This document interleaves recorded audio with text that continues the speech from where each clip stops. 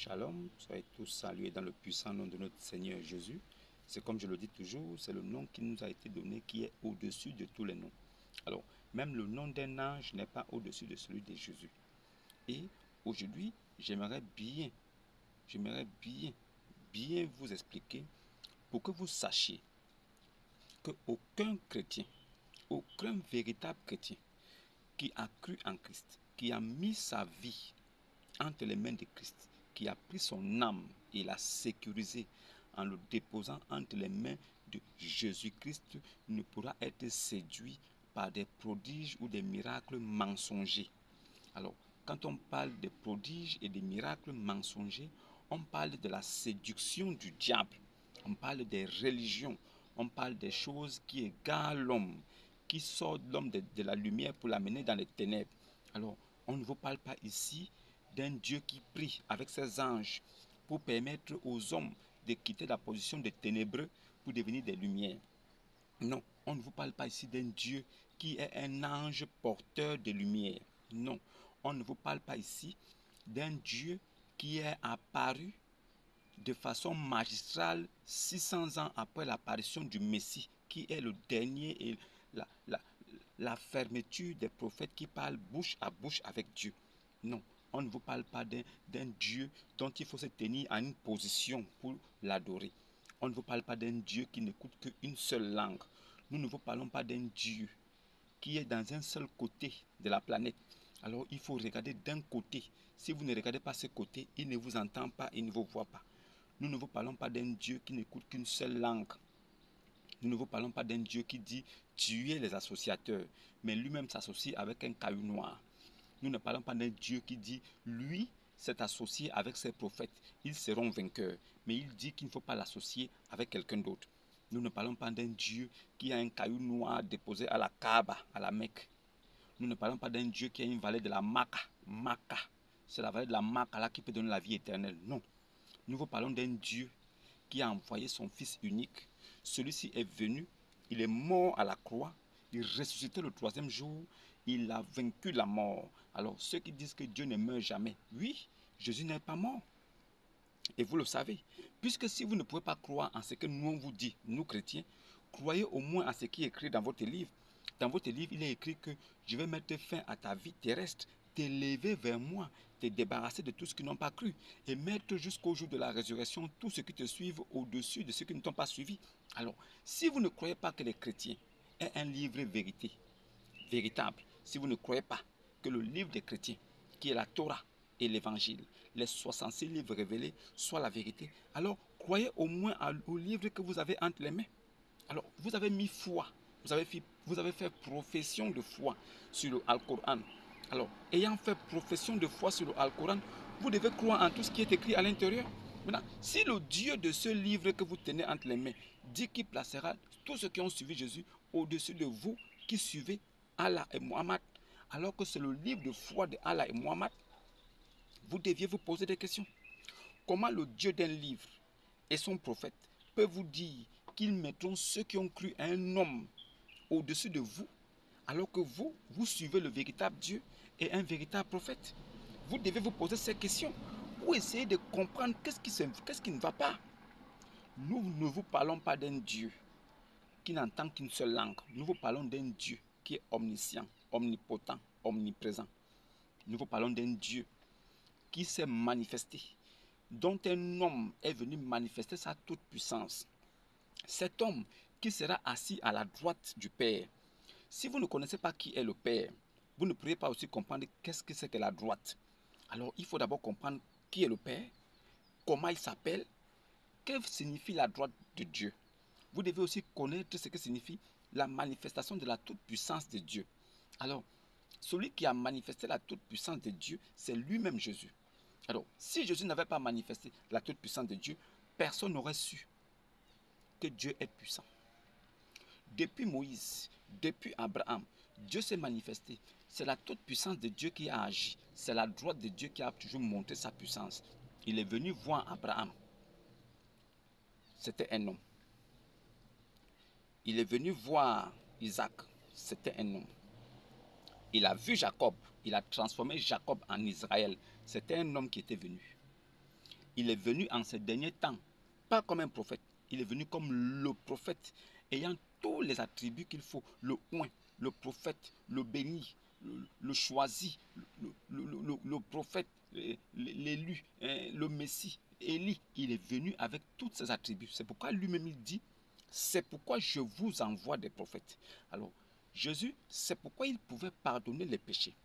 Jésus, c'est pourquoi il pouvait dire, tes péchés te sont pardonnés.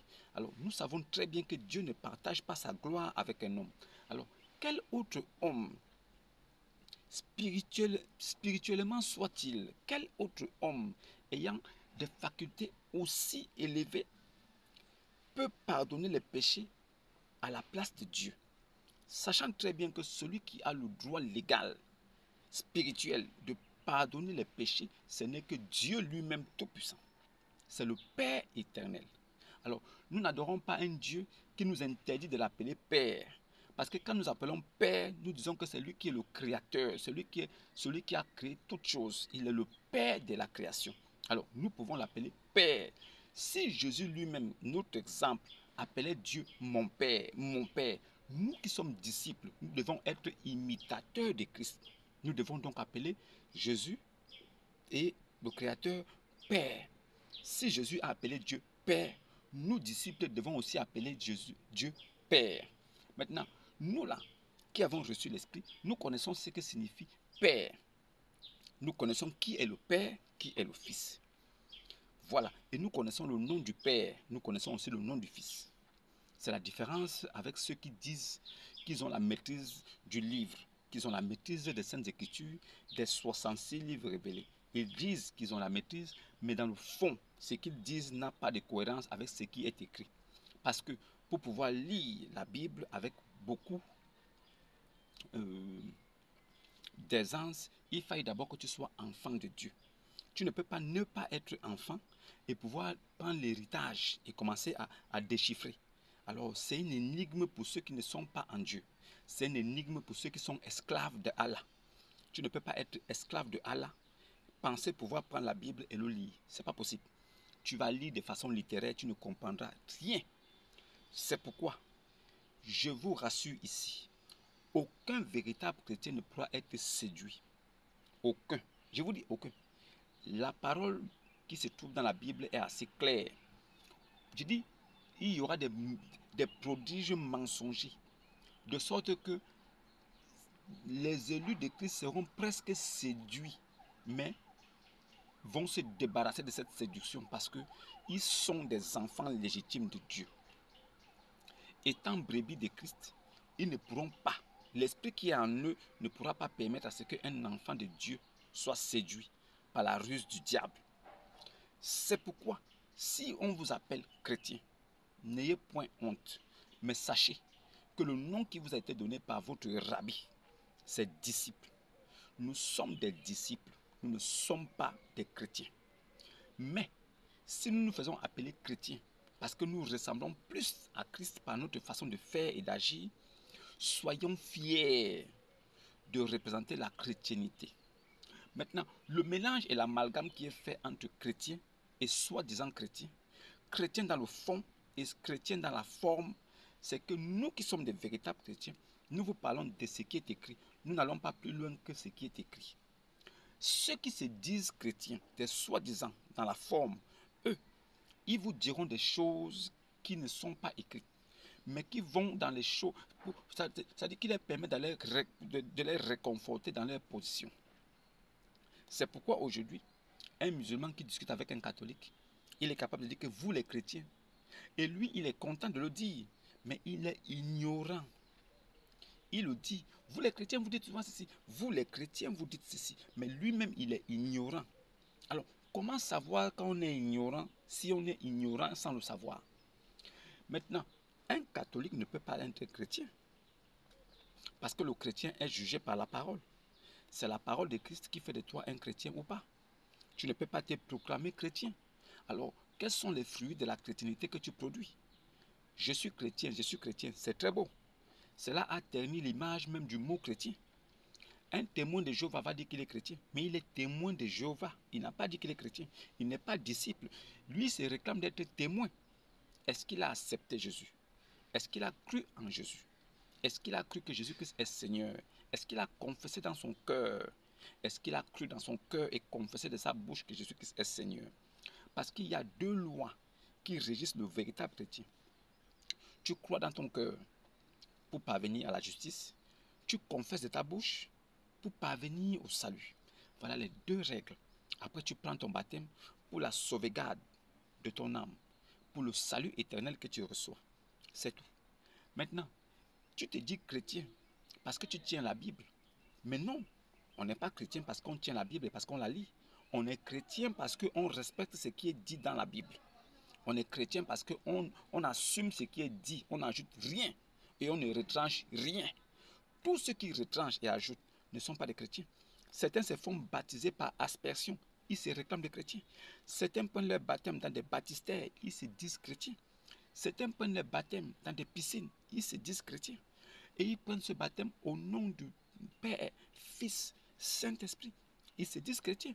Nous prenons notre baptême au nom du Seigneur Jésus-Christ par immersion totale et renaissance. Nous sommes des chrétiens. Nous marchons dans la droiture du livre de Dieu. Nous ne dévions ni à gauche ni à droite. Et nous savons que le véritable s'est manifesté en Jésus. C'est lui le Dieu véritable et la vie éternelle. Si il y a un autre homme qui est venu en tant que prophète, qui est né de façon miraculeuse comme Jésus, nous devons dire oui. À partir de là, cet homme qui est venu après ou avant Jésus, il doit aussi être aussi puissant. Cela veut dire qu'il est aussi Dieu. Si personne n'est né par la vertu du Saint-Esprit, à part Jésus, ça veut dire que Jésus est Dieu. Si Jésus dit qu'il a le pouvoir d'envoyer des prophètes, et nous savons bien que des prophètes sont des hommes, alors comment un homme comme nous peut envoyer un homme? Comment un homme comme nous peut envoyer des hommes comme nous? C'est la question que vous devez vous poser. Alors, si Jésus se réclame d'envoyer des prophètes, il est Dieu, car ce n'est que Dieu qui envoie des prophètes. Alors, si Jésus se réclame de pouvoir aussi pardonner les péchés, si Jésus peut pardonner les péchés, alors cela signifie qu'il est Dieu. Parce qu'aucun homme, après ou avant Jésus, n'a pardonné les péchés. Cela signifie qu'il est Dieu. Maintenant, si Jésus peut avoir le pouvoir sur la mort qui a été créée pour que les hommes vivent une seule fois et meurent, la mort a été créée par Dieu pour mettre fin à la vie terrestre d'un homme. Alors, si Jésus vient, il a le pouvoir sur la mort. Il a le pouvoir de redonner la vie. Et nous voyons dans les Écritures que celui qui est le seul à pouvoir donner la vie et la reprendre, c'est Dieu. Si Dieu a le pouvoir de donner la vie et de la reprendre, et que Jésus le fait, c'est l'Éternel lui-même qui est là. Pourquoi vous voyez le corps physique? Regardez les attributs, regardez le langage. Écoutez bien les propos qui sortent de sa bouche. Est-ce qu'un homme a la capacité de dire tes péchés te soient pardonnés? Qui a fait ça avant ou après Jésus? Personne. Ibn Abi Kabsha, qui est venu après Jésus, a-t-il eu le pouvoir de pardonner les péchés? Jamais. A-t-il eu le pouvoir divin d'avoir le dessus sur la mort? Jamais. Comment est-il mort? C'est la question que vous devez vous poser. Il est mort empoisonné à Kaïbar. On a mis du poison dans du mouton. Il a mangé, c'est ça qui l'a tué. Maintenant, ceux qui étaient avec lui, qui pensaient que lui pouvait aussi être comme le Messie, Jésus, Al-Massia, ils ont attaché un cheval blanc à côté de son tombeau. Ils ont cru qu'après 3 jours, lui aussi devait sortir de la tombe et aller conquérir le monde. Mais ce n'a pas été le cas. Jusqu'aujourd'hui, il continue à changer des chevaux. Ils pensent qu'il va venir un jour. Alors, ils se sont donc donné une mission. Ils vont dire paix et salut sur lui, paix et salut sur lui, paix et salut sur lui pendant toute leur vie. Ils pensent que c'est en disant paix et salut sur lui que cela va se manifester. Ils pensent que paix et salut sur lui est donné à des hommes qui sont déjà morts, des personnes mortes. Ils pensent que paix et salut c'est pour les morts, alors que paix et salut c'est pour des vivants. On dit la paix et le salut sur vous, mes frères, parce que vous êtes vivants. On espère que Dieu enverra son esprit et que son esprit viendra vous toucher pour que vous changez de destination. Si vous étiez sur le mauvais chemin, que vous reveniez sur le bon chemin. C'est pourquoi on vous envoie paix et salut sur vous. Parce qu'il faille que vous écoutiez pendant que vous êtes vivant. Parce que l'Écriture dit, souviens-toi de moi pendant les jours de ta vigueur, pendant les jours de ta jeunesse, quand tu seras encore plein de vigueur et d'énergie, c'est le moment où tu dois te souvenir de l'Éternel. Alors, l'Éternel n'a pas menti quand il a dit ça. Alors, c'est pourquoi il dit, quand tu dis paix et salut sur une personne, il faut que cette personne soit vivante. Ça ne sert à rien de dire paix et salut sur un mort. C'est moi qui vous dis, je vous le dis en toute sincérité et en toute vérité. Vous tous, Moussa Ilama, qui passez votre vie à dire paix et salut sur Yann Gabriel. Oh non, la paix et salut sur lui. Vous êtes tous dans l'erreur, vous êtes égarés. Si vous ne retrouvez pas le chemin de la lumière, vous êtes perdus. Ce n'est pas moi qui vais vous forcer à retrouver le chemin de la lumière. Ce n'est pas moi. Celui qui guide, celui qui peut vous permettre de sauver votre âme, c'est Jésus. Si vous ne croyez pas en Jésus, vous êtes déjà condamné. Vous êtes condamné. Nous là, chrétiens, on n'a pas besoin de dire paix et salut sur Jésus-Christ. On n'en a pas besoin. On n'a pas besoin de dire paix et salut sur Jésus. Jamais. Il est la paix, il est le salut. Pourquoi allons-nous encore dire paix et salut sur lui? Ça va servir à quoi? Nous sommes nés 2000 ans après Jésus. Pendant que nous n'étions pas là, qui lui disait paix et salut? Qui lui disait paix et salut? Le Coran confirme, Ibn Abi Kabsha confirme dans son livre que Jésus a été élevé au ciel. Si Jésus est élevé au ciel, vous, musulmans, Moussaïlama, esclaves de Allah, vous devez reconnaître que Jésus est vivant. C'est ce qui vous fait mal. C'est le bas qui blesse chez vous. Vous avez mal quand vous savez, quand vous entendez que Jésus est né par la vertu du Saint-Esprit. Ça vous fait mal parce que vous connaissez comment est né votre type là. Ça vous fait encore plus mal quand votre livre dit qu'il a été élevé vivant au ciel. Ça vous fait encore mal parce que votre type là, il est resté au sol. La mort, les asticots ont mangé, ont rongé son corps. Il est mort, il a été rongé, il est parti. Il n'y a que ces os qui restent en ce moment. Vous partez vénérer ces os à la Kaaba là-bas. Ça n'engage que vous. On vous a dit, Jésus que vous dites que c'est lui qui a envoyé le consolateur qui est Mohammed. Il a dit, hein, l'heure vient, elle est déjà venue. Là où les vrais adorateurs là, ce n'est pas sur une montagne, ce n'est pas sur un lieu qu'ils vont adorer le Père. Hein. C'est en esprit et en vérité. Ça veut dire que Jésus a délocalisé tous les coins que vous voulez mettre pour dire que non, c'est ici qu'il faut l'adorer. Jamais. Jésus vous dit que c'est en esprit et en vérité. Pourquoi? Parce que Jésus a fondé ce qu'on appelle l'église. Son église. C'est sur son église maintenant qu'il dépose son esprit. Et Dieu, qui est son Père, dit que nous sommes le temple du Saint-Esprit. Alors, étant le temple du Saint-Esprit, lui, Dieu, qui est l'Esprit Saint, se dépose en toi quand tu es son enfant. Tu deviens son église, son temple.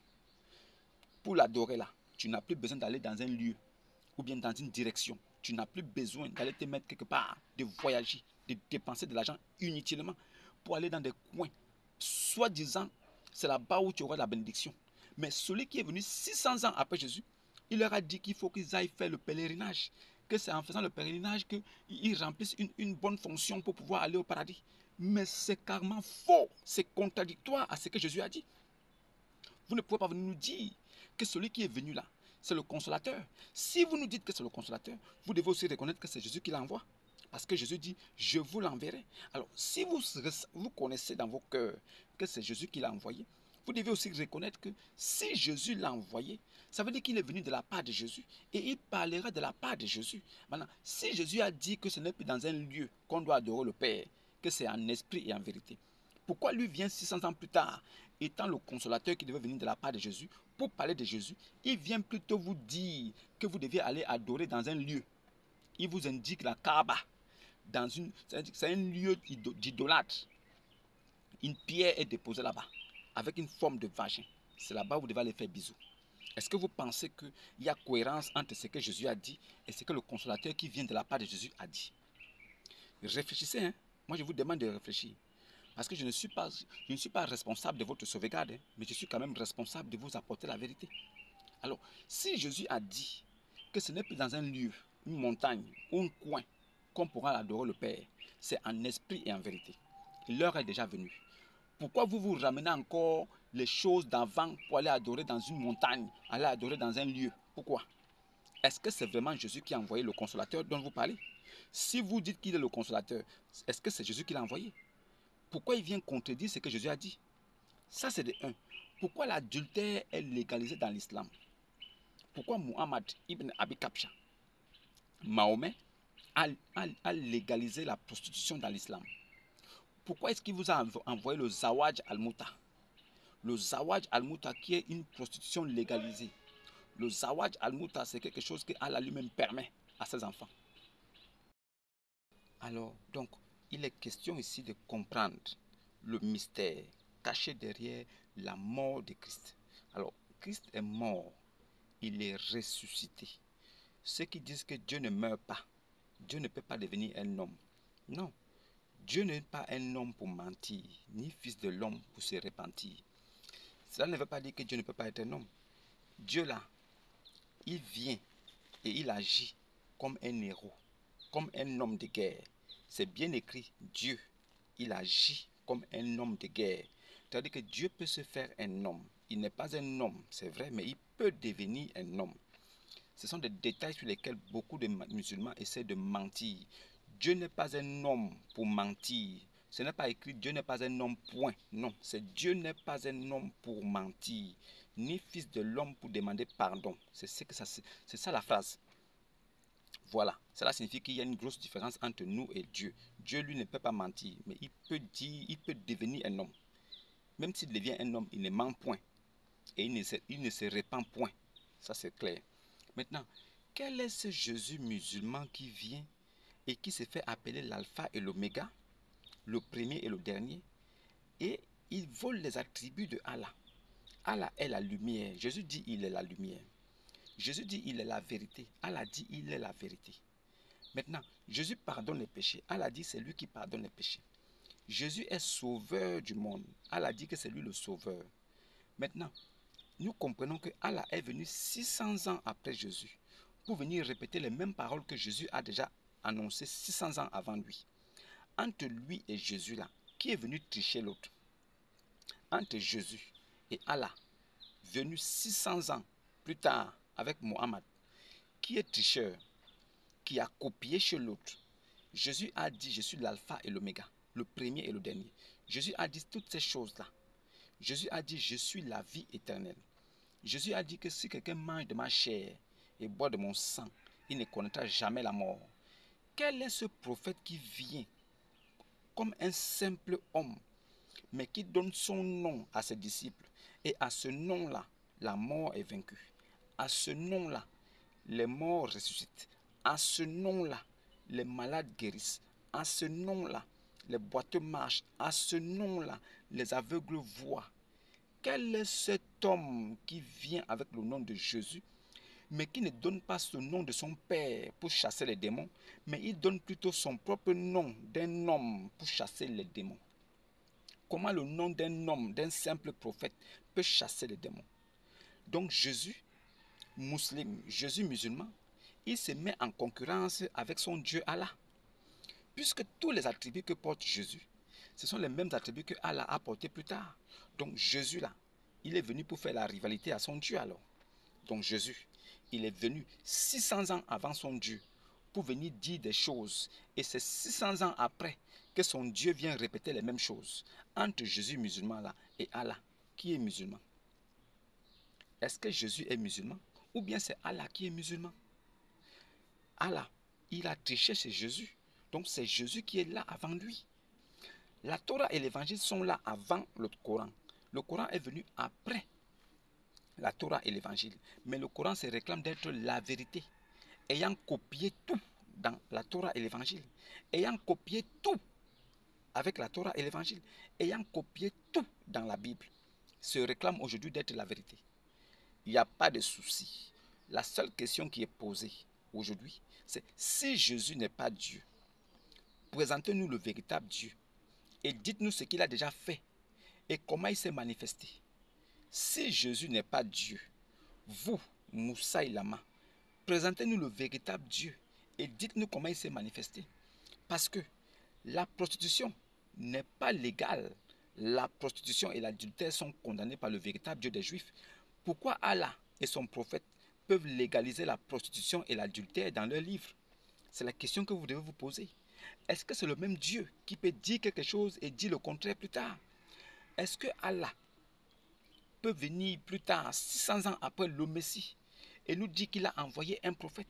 Mais comment donc c'est possible que Allah, qui a toujours envoyé des prophètes jusqu'à Jésus, et tous ces prophètes sont morts, pourquoi quand ça arrive au niveau de Jésus, Jésus ne meurt pas, mais il élève Jésus au ciel? Mais pendant que Jésus est élevé au ciel vivant, il envoie encore un autre prophète. Pourquoi? Sachant très bien que c'est parce que tous les autres prophètes étaient morts qu'à chaque fois Allah envoyait des prophètes. À chaque fois Allah envoyait des prophètes pour remplacer ceux qui étaient déjà morts. Mais autour de Jésus, il n'est pas mort, mais Allah l'a élevé vivant au ciel. Mais s'il est toujours vivant, est-ce que Allah peut encore avoir le courage d'envoyer un autre prophète pendant que Jésus est vivant? Est-ce que vous trouvez ça normal? Quand vous réfléchissez bien, est-ce que vous voyez bien la supercherie qui est derrière? Aucun prophète ne peut venir après le Messie. Aucun prophète ne peut venir après le Messie. Car le Messie, c'est le Christ. Et le Christ demeure éternellement. Alors, s'il demeure éternellement, pourquoi donc alors Allah se demande encore, peut se démener pour envoyer un autre prophète?